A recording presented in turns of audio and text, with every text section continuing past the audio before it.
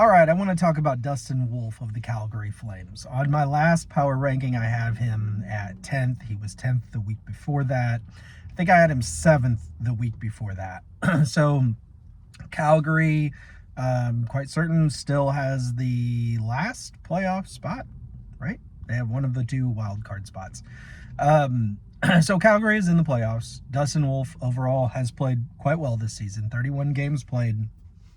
He has a .914 save percentage, which ranks him 8th among goaltenders who have played 24 games or more. His goals against average, if you're interested, 2.58. That's 13th in the NHL among goalies who have played 24 games or more, and he has 2 shutouts. Now, his goals saved above expected, and again, this is not a cut and dry statistic, so I grab it from 2 different sites, but they are pretty much in agreement. Money Puck has him with a 10.8 goals saved above expected, which in their calculation ranks him 14th in the NHL, while Hockey Reference has him with a 10.9 goals saved above expected, but that makes him 9th in the NHL in their reckoning. So they both agree on his goals saved above expected, but obviously they disagree on some other goaltenders' goals saved above expected, so it changes his rank in the NHL for them. But point is, he has over 10 goals saved above what would be expected. So that wins games. You know, goals saved above expected is a powerful statistic, and even though it's debatable because different people are going to rank that differently on what would be expected to be saved and what is not, that's a good number. Let's see here. His quality start percentage is .581. That ranks him 18th in the NHL among goalies who have played 24 games or more. So pretty strong. 58% of the time, if he's in the pipes, you're probably only going to have to score 2, maybe 3 goals to win the game, and Calgary certainly capable of scoring 2 or 3 goals.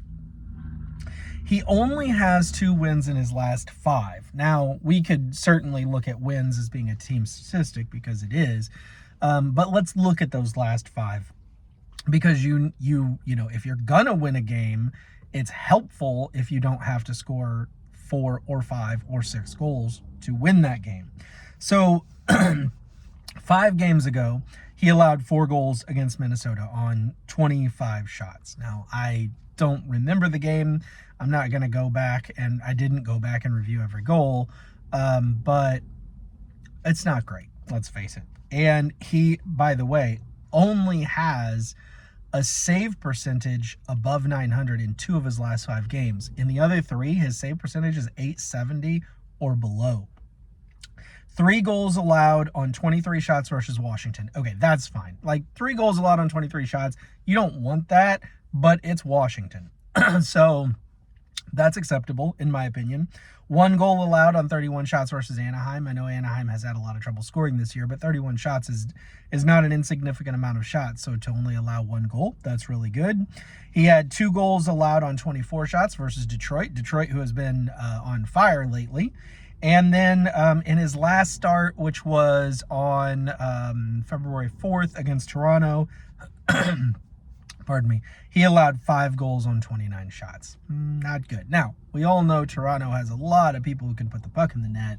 Nevertheless, if you're going to win games, you gotta stop people who can put the puck in the net.